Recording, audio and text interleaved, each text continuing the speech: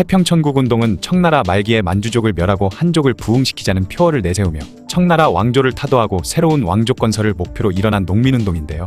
이 태평천국운동의 지도자였던 홍수전은 원래 지극히 평범한 일반인이었지만 몇 번이나 과거 시험에 떨어지자 흑화하면서 중국 역사에서도 손에 꼽힐 만한 스케일의 반란을 일으키게 되는 인물이죠. 오늘은 이 홍수전에 대해 자세히 알아보는 시간을 가져보겠습니다. 홍수전은 삼남이녀 중 넷째이자 막내 아들로 태어났는데 남매들 중 그가 가장 머리가 좋았기 때문에 아버지인 홍경양이 그의 학업을 적극적으로 지원해줬다고 하죠. 게다가 그가 살던 화연이라는 마을에서는 과거에 합격한 사람이 없었기에 홍씨 집안은 물론 마을 사람들로부터 많은 기대를 받았다고 전해집니다. 하지만 젊은 시절에 홍수전은 똑똑한 머리를 가지고 있었음에도 과거에 응시할 때마다 계속 떨어졌다고 하는데요.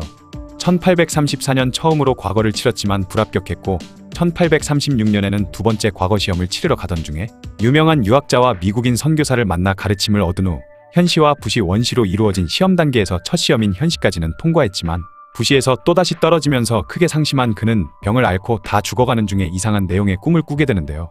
홍수전의 주장에 따르면 그 꿈은 바로 기독교의 유일신이라 불리는 야훼가 홍수전을 아들이라 칭하며 신성한 칼을 그에게 선사했고 그 칼로 요괴들을 무찌르는 꿈이었다고 합니다. 또한 예수가 꿈속에서 그의 형으로 나오는 등 매우 화려한 내용의 꿈을 꾼 홍수전은 40일 만에 다시 자리에서 일어났다고 하죠. 그는 예수가 겪은 광야의 유혹과 같은 40일 동안 자신도 같이 알아 누웠다는 괴상한 주장을 펼치기도 했습니다. 1843년 다시 과거 시험에 떨어진 그는 외사촌 이경방이 사는 연화당촌에서 선생 노릇을 하며 지냈다고 하죠.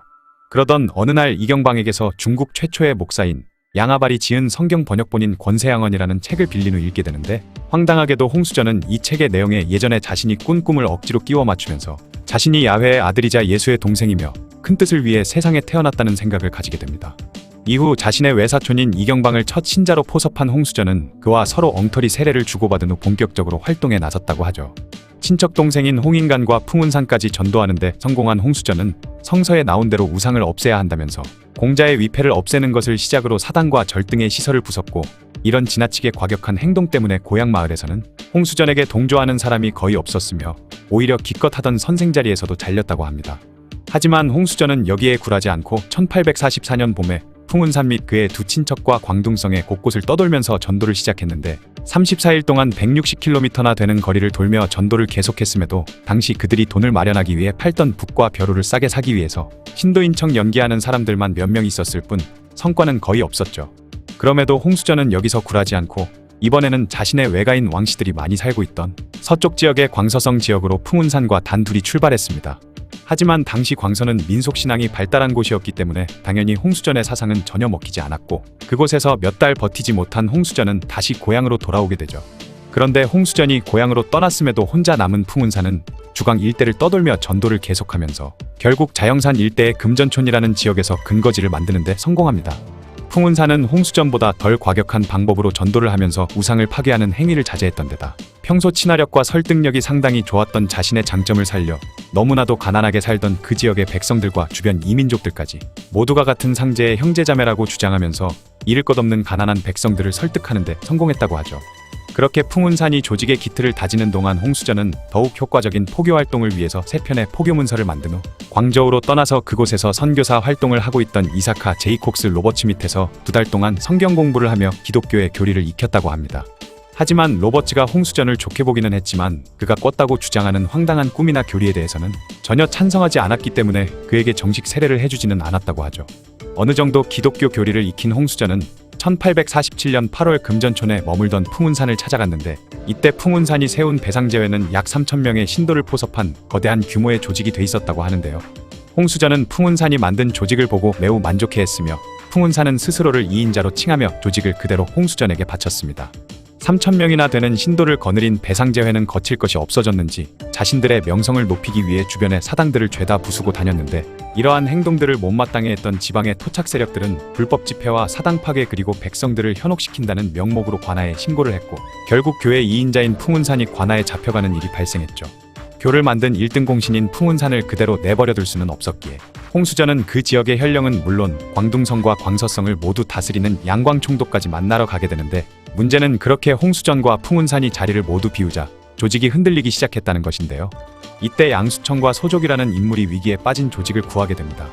양수청과 소조기는 어느 날 갑자기 쓰러지더니 양수청은 자신에게 하느님이 빙의했다는 주장을 했고 소조기는 자신에게 예수가 빙의했다고 말했죠. 이들이 있던 광서성은 무당이나 신내림에 대한 믿음이 특히 강한 지역이었기 때문에 이 어처구니 없는 기절쇼가 먹히면서 흔들리는 조직을 다잡을 수 있었다고 하네요. 뒤늦게 이 사실을 알게 된 홍수전은 자신의 권력이 흔들리는 것이 싫었지만 조직을 안정시키기 위해 어쩔 수 없이 현지의 실력자인 두 사람을 야훼와 예수의 대리인으로 인정할 수밖에 없었고 자연스럽게 둘의 권력은 급격히 강해졌다고 하죠. 하지만 이렇게 양수청과 소조기의 권력을 증가시키는 방법으로 당장의 위기는 어떻게 넘어가게 됐지만 홍수전은 이때의 선택으로 인해 훗날 큰 대가를 치르게 됩니다. 1850년 무렵부터는 이전부터 배상제회를 마음에 들어하지 않았던 지역의 호족들 및 청나라 지방정부와 충돌이 심해지기 시작했죠. 지역의 호족들은 좋지 못한 주변의 치안 때문에 향촌의 주민들을 자체적으로 무장시킨 자경대를 만들었는데 이 자경대와 금전촌의 배상제회 무리 간의 충돌이 자주 일어나면서 지방 관하에서도 배상제회에 대한 탄압을 시작했기 때문에 자연스럽게 배상제회는 청나라를 적대하는 입장에 서게 됩니다. 가뜩이나 풍운산을 비롯한 홍수전의 추종자들이 세상을 어지럽힌다는 이유로 체포된 일로 인해 반감을 갖고 있던 홍수전은 결국 정치적인 방향으로 노선을 전환하고 혁명에까지 뜻을 두게 되죠. 마침내 1851년 홍수전은 금전촌에서 태평천국의 건국을 선포하고 스스로를 천황으로 칭한 뒤 양수청을 동황, 소조기를 서황으로, 그리고 풍운산을 남황, 위창희를 북왕, 석달계를 이광으로 임명했습니다. 그리고 본격적으로 청나라와 충돌하기 시작했죠. 청나라군에 비해 훨씬 우세한 전력을 갖고 있던 태평천국군은 싸울 때마다 청군의 승리를 거두게 되면서 태평천국의 명성이 널리 알려졌고 그렇게 장강이남의 수많은 백성들과 반청 세력들이 홍수전에게로 모여들었습니다.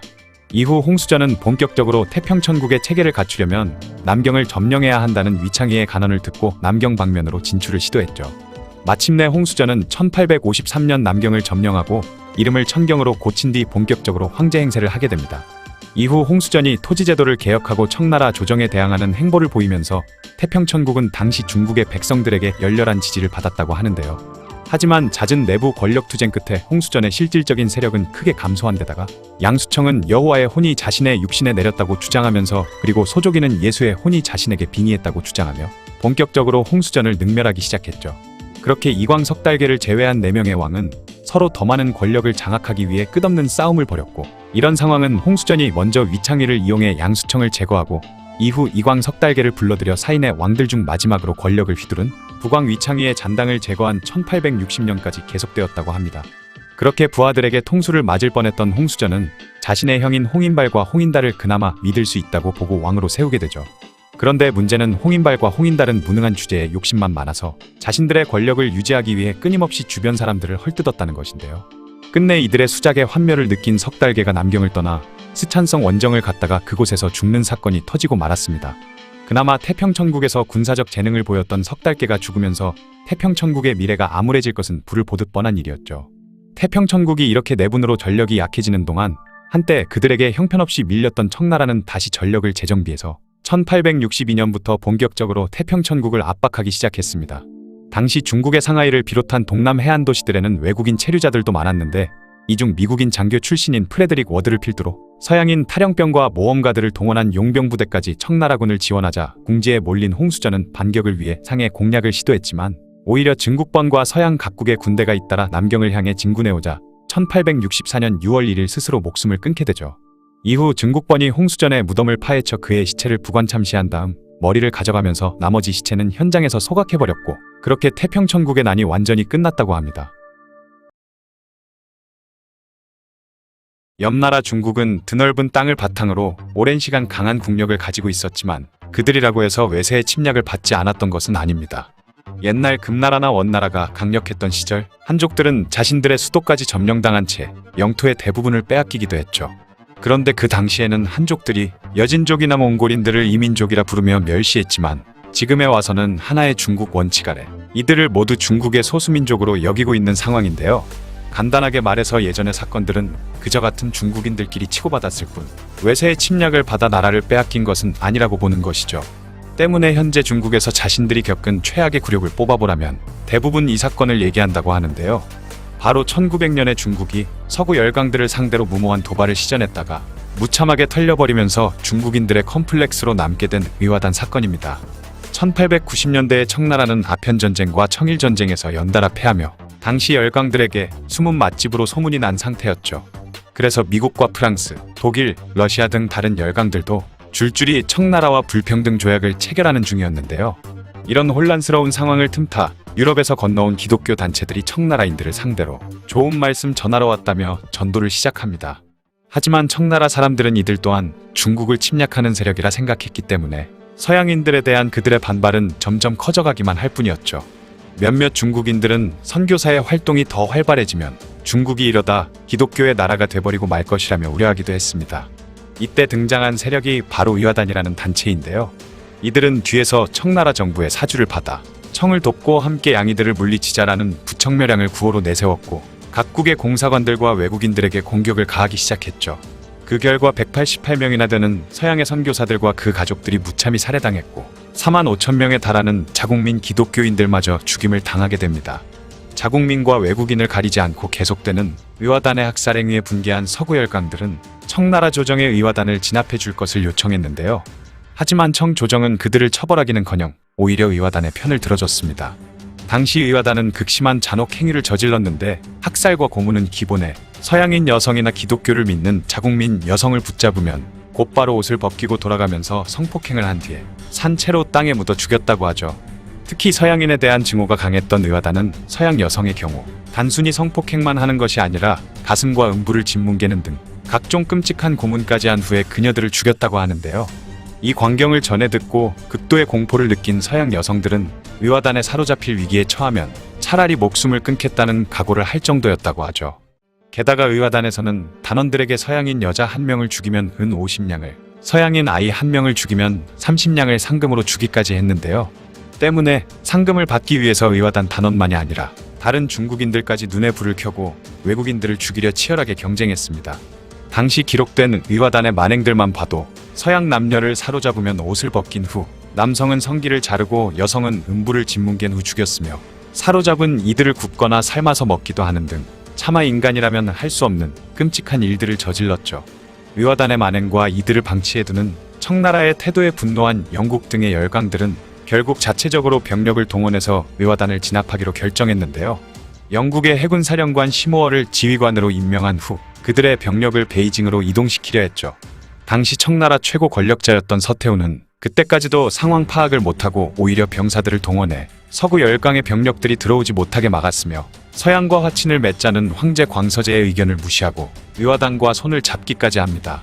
청나라 조정은 1900년 6월 21일 열강 세력들을 상대로 전쟁을 선포하며 베이징에 있는 외국인 지역을 포위해버렸는데요. 이에 독일 제국의 공사 클레멘스 폰 케텔러가 청나라 조정에 항의하러 가는 도중 의화단 무리의 공격을 받고 살해당하는 사건이 발생하게 되죠. 의화단에 계속되는 자국민 학살에 분노한 영국과 프랑스, 독일, 이탈리아 등 8개국은 서로 동맹을 맺고 청나라의 연합군을 파병하게 되는데요. 당시 치열하게 이권 다툼을 하던 열강들을 하나로 똘똘 뭉치게 만든 것을 보면 청나라가 도발 능력 하나만은 제대로였다고 인정해야 할 것 같습니다. 청나라로서는 그들 중 하나의 세력도 막기 힘든 상황이었는데 연합까지 해서 공격을 해왔으니 당연히 그들의 상대가 될 리가 없었죠. 결국 선전포고를 한 지 2달이 채 되기도 전인 8월 14일에 베이징은 연합군에게 함락당하게 되는데요. 황제인 광서제는 수도에 남아 그들과 화친을 시도하려 했지만 서태후와 신하들은 그런 광서제를 반강제로 끌고 가며 장안으로 도망을 가버렸습니다. 그렇게 무정부 상태가 된 베이징에서 연합군은 대대적인 학살과 파괴를 시작했죠. 약자들을 상대로나 힘을 쓸 줄 알았던 의화단은 당연히 전멸했고 다른 중국 민간인들조차 목숨을 잃은 사람이 많았다고 하는데요. 베이징을 점령한 후 8개국 연합군은 3일간 자유시간을 가지게 됩니다. 이때 베이징의 이화원 등 많은 건물들이 약탈당하거나 파괴되었다고 하죠. 특히 독일군이 제일 심했고 그 다음이 오스트리아와 헝가리 군대, 러시아 군대 순이었으며 미국과 일본의 군대는 그나마 나은 편이었다고 하네요. 연합군들은 수시로 베이징 시내의 거리와 집들을 돌아다니며 중국인들을 납치하거나 강간하는 등의 보복을 했다고 합니다. 납치당한 중국인들은 남자의 경우 강제 노역을 하게 되었고 여자들의 경우에는 강제로 서양인들의 첩이 되었다고 하죠. 특히 이중 프랑스군의 악행이 가장 유명한데 이들은 청나라인의 상징이라고 할 수 있는 변발된 머리 가죽을 뜯어버렸다고 하는데요. 당시의 일이 기록된 책에 의하면 프랑스군은 의화단 단원을 죽인 후 변발이 붙은 머리 가죽을 트로피처럼 장식하거나 장교들이 타는 말에 꼬리를 장식하는 데 썼다고 하죠. 실제로 이들 부대의 행사 사진을 보면 실제 변발로 말꼬리를 장식한 사진을 볼 수 있다고 합니다. 말 그대로 박살이 나버린 청나라 정부는 굴욕적인 화친을 체결할 수밖에 없었죠. 열강들은 의화단에게 희생된 외국인들의 생명과 재산에 대한 배상, 그리고 의화단뿐만 아니라 그들과 관련된 관리들까지 처벌할 것을 요구했는데요. 제대로 반항할 힘조차 없었던 청나라로서는 속절없이 그들의 청을 들어줄 수밖에 없었습니다. 이후 열강들은 청나라와 신축 조약을 체결하게 되는데요. 이때부터 열강들은 중국의 대규모의 군대를 주둔시키고 철도를 장악했으며 많은 영토와 이권들을 가져가게 되죠. 이 모든 사태의 원흉 중 하나라고 볼 수 있는 서태후는 막상 청나라가 전쟁에서 패하게 되자 이 모든 책임을 의화단에게 뒤집어 씌워버렸습니다. 그리고 자기는 아무런 관련이 없다는 듯 대규모의 숙청을 행했다고 하는데요. 의화단을 지원해준 산동순무 6현은 처형되었으며 황족 중에서 의화단을 지지했던 제인은 아들 구준과 함께 신강으로 추방되었죠. 그리고 광서제의 이복 동생인 순친왕은 독일의 외교관이 사망했던 사건 때문에 독일까지 가서 사죄를 해야만 했습니다. 당시 청나라는 단순히 전쟁에서 패배하고 이권을 뺏긴 수준이 아니라 열강들의 반식민지 상태나 다름없었다고 하죠. 그래서 지식인들은 물론 일반 민중들 사이에서도 이대로는 안 된다는 절박한 의식이 자리 잡게 되었다고 합니다. 지식인들은 서구의 문물을 계속해서 받아들이는 한편 사실상 서구의 바지사장으로 전락해버린 청나라 정부에게 깊은 실망감을 느꼈는데요. 그 결과 한족을 중심으로 한 민족주의가 새롭게 등장했고 결국 청나라는 서서히 멸망의 길을 걷게 되었죠. 지금까지 중국인들이 가장 굴욕적으로 느끼는 일 중 하나라는 의화단 사건에 대한 이야기였습니다.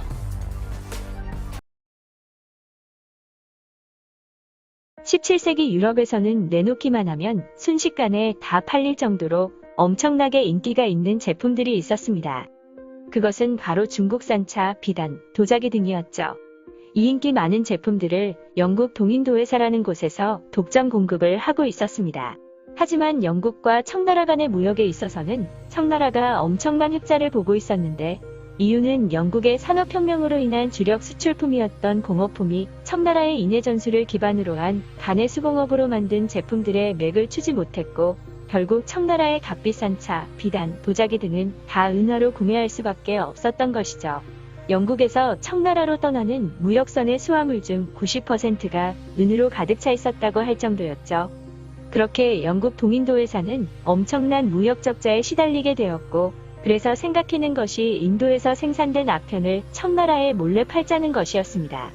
인도의 벵갈 지방에서 재배한 아편을 회속선을 이용해 엄청나게 많은 양을 신속하게 청나라로 밀수출하기에 이르렀죠. 한편 1661년 강희제 치세기부터 옹정제를 거쳐 걸륭제에 이르기까지 청나라의 태평성대 기간 동안 청나라 안에서는 사치와 부패가 만연했고 관료들도 민생이나 정책에 있어서도 무능력해졌으며 각지에서 반란이 일어나는 등 전체적으로 분위기가 해이해져 있었습니다. 그러자 청나라 안에서도 1700년대부터 이미 아편이 밀수입되고 있었으며 초기에는 아편이 만병통치약이나 건강식품 비슷하게 들어와 부자들의 전유물로 여겨지고 있었습니다. 하지만 중독성과 여러 부작용이 나타나자 청나라 정부는 아편 금지령을 내리게 되죠. 아편 금지령에도 아랑곳하지 않고 19세기에 이르러서는 아편 시장은 폭발적으로 성장합니다. 1780년 무렵에 아편 수입량은 1000상자에 불과했지만 약 50여 년 만에 4만 상자에 육박할 정도로 늘어나게 되죠. 무게로 따지면 약 300만 톤에 달하는 아편이 밀수입을 통해 청나라로 흘러들어 오게 된 것이죠. 청나라는 장기간의 평화에 사회 분위기가 느슨해졌고 퇴폐적인 분위기가 자리 잡아가는 추세였으며 아편의 중독성과 유해성에 대한 인식이 없었기 때문에 아편에 의한 환각 효과는 어마무시한 인기를 얻게 됩니다. 처음엔 고위급 관료나 돈 많은 부자, 상인 등 지위가 높거나 돈 많은 사람들의 전유물이었던 아편이 나중에는 농민이나 하층민에까지 다다르게 되었고 청나라 남자의 4분의 1이 아편을 피웠을 정도였다고 합니다. 심지어 황실에서도 아편을 피웠는데 도광제조차 황자 시절에는 아편을 피웠었고 아편을 피우다 걸려서 추방된 황자도 여러 명 있을 정도였습니다. 모든 마약들이 다 그렇듯이 아편 또한 일상생활이 불가능할 정도의 의존성과 인간의 이성을 마비시키는 것이 최악의 해악이었는데 아편은 내성 또한 강해서 피우면 피울수록 더 많은 양을 피워야 같은 효능을 보게 되자 서민들은 아편을 사느라 가산을 탕진해 극빈곤층으로 전락하거나 아편 살 돈을 마련하기 위해 가족까지 팔아 넘기기도 했으며 중앙정부 관료부터 하급 지방 관료까지 무려 90%에 달하는 관리들도 아편을 피웠을 정도였습니다. 아편으로 인해 국민들의 건강이 나빠지고 정신이 피폐해지자 일은 안 하고 아편의 환각에 빠져 비실 때는 사람들이 넘쳐났으며 나라의 경제 자체가 휘청거릴 정도로 막대한 양의 은이 영국으로 빠져나갔습니다. 청나라 정부는 여러 차례 아편 금지령을 내렸지만 전혀 통하지 않았죠. 아편 문제는 청나라에서 해결해야 하는 가장 심각한 문제로 대두되었습니다. 결국 도광제는 임칙서를 광저우로 파견해 아편 거래를 막도록 지시했고 1839년 3월에 광저우에 도착한 임칙서는 과감한 결단을 하기 시작했습니다. 외국 상인들은 남은 아편을 다 관청에 넘기고 다시는 청나라에서 아편을 팔지 않겠다는 서약서를 제출하라라는 고지를 했지만 이미 여러 청나라 관료들을 돈으로 매수한 경험이 있던 외국 상인들은 콧방귀를 뀌게 됩니다. 임칙서도 뇌물을 써서 매수할 생각이었던 것이죠. 하지만 그 생각은 물거품이 됩니다. 임칙서는 바로 군대를 동원해 강력한 아편 단속을 실시하여 아편 금지령을 위반한 1600여 명을 체포했고 아편 28,000근을 몰수해서 석회와 함께 바다에 모두 뿌려버렸죠. 그러자 영국 상인들을 보호할 명목으로 광저우에 머물고 있던 영국군 장교 엘리어트 찰스는 영국 상인들의 아편을 영국 정부로 양도하면 정부에서 피해를 보상해주기로 했고 양도받은 아편은 2만 상자에 달하는 양을 임칙서에게 빼앗겼으며 그 아편은 불태워졌습니다. 아편 밀수출로 짭짤한 돈맛을 본 영국 동인도회사는 청나라에게 아편을 모두 빼앗기자 영국 의회에 압력을 가하기 시작했습니다. 영국 의회에서는 전쟁 찬성파와 전쟁 반대파가 첨예하게 대립하게 됩니다. 자국 회사의 이익을 위해 마약을 외국에 판매한다는 것 자체가 더럽고 추악한 일이었기 때문에 반대파는 맹렬히 반대를 했지만 찬성파에서는 아편 무역을 보호하는 게 아니라 이후의 교역과 영국 시민의 안전을 위해서 하는 전쟁이라고 했죠. 청나라와의 전쟁을 할 것에 대한 투표를 실시하게 되는데 결과는 271대 261로 전쟁 찬성파가 이기게 되었고 영국 의회는 결국 더러운 돈맛에 굴복해 버렸습니다. 결국 청나라의 운명을 좌지우지하게 된 아편 전쟁의 서막이 열리게 됩니다. 1840년 6월 총 48척의 군함과 운송선 그리고 약 4천여 명의 원정군이 중국 광저우 앞바다에 도착을 했습니다. 청나라 군대는 군사장비든 배든 뭐든 이미 너무나 오래전에 만들어진 낙후된 것들 뿐이었고 강한 최신식 대포와 해군을 갖춘 영국군에게는 속수무책으로 당할 수밖에 없었죠. 연전연승을 하던 영국군이 천진 앞바다까지 이르자 도광제는 임칙서에게 영국의 반발만 가져왔다며 임칙서를 파면시켜버렸고 기선을 시켜 영국군의 조공품과 은을 넉넉히 주고 잘 달래서 자기네 나라로 돌려보내라고 하명했죠. 기선의 호의적인 태도에 영국군은 다시 재협상할 희망을 품고 천진 앞바다에서 퇴각을 하게 됩니다. 영국군의 퇴각 소식에 도광제는 신나했으며 기선을 흠차 대신으로 임명해 영국과의 협상 테이블에 앉힙니다. 영국에서 내민 협상 조건은 영국에 대한 사죄 및 유사 사건의 재발 방지 보장, 몰수된 아편 배상과 원정 경비의 변상, 양국 관계의 평등성 확인, 아편 무역의 사실상 묵인, 6개 이상의 항구 개항, 주산과 홍콩의 한량 등 15개 요구 조건을 내세웠습니다. 1840년 12월 이 조건들은 기선에 의해 항구 개항 수를 줄이거나 홍콩과 주산 한량은 조건에서 빼는 등 어느 정도 완화한 협상으로 정리하게 되었죠. 하지만 도광제는 이 협상에 불만을 가졌고 영국도 생각해보니 좀 손해보는 것 같아서 다시 한번 전쟁이 나게 됩니다. 어느새 1만 명으로 늘어난 영국군은 순식간에 청나라 동남부를 초토화시키고 양쯔강을 거슬러 올라가면서 닥치는 대로 약탈과 방화를 자행했습니다. 이러던 중 기선은 홍콩을 영국에 내주고 청나라가 몰수한 아편을 수는 600만양으로 배상하는 등 여러가지 불평등한 조건을 내건 천비가조약을 맺어버렸고 이 소식을 들은 도광제는 격노하며 기선을 흑룡강 부근으로 유배를 보내버리고 그의 전 재산을 몰수해버립니다. 하지만 1842년 6월에는 상하이가 함락되었고 8월에는 청나라 제2도시였던 난징까지 함락 직전까지 가자 청나라는 전쟁을 지속할 의지를 잃게 되었습니다. 결국 청나라는 아주 불리한 조건으로라도 타협을 볼 수밖에 없는 상황에 몰리게 되었고 1842년 8월 29일 영국 함대의 갑판 위에서 남경조약이 체결되었죠. 이 조약은 중국이 외국과 맺은 최초의 근대적 조약이며 불평등 조약이었습니다. 남경조약의 주요 내용은 홍콩을 영국에게 넘겨주고 5개의 항구를 개항하며 이 항구에는 영국 군사를 머물게 한다. 그리고 청나라는 영국에 전쟁 배상금 1200만 달러와 몰수된 아편 배상금 600만 달러를 3년 안에 지불한다 등 이었습니다. 그 이후 청나라는 미국과 망하조약, 프랑스와는 황포조약을 맺게 되고 조약의 내용은 영국과 맺은 난징조약과 비슷한 불평등 조약이었습니다. 중국 역대 왕조들이 외쳐대던 중화사상은 여지없이 깨졌으며 그렇게 중국 대륙은 서구 열강에 의해 서서히 잠식되어 가기 시작했습니다. 재미있게 보셨으면 구독과 좋아요 꼭 눌러주시고 댓글도 부탁드려요.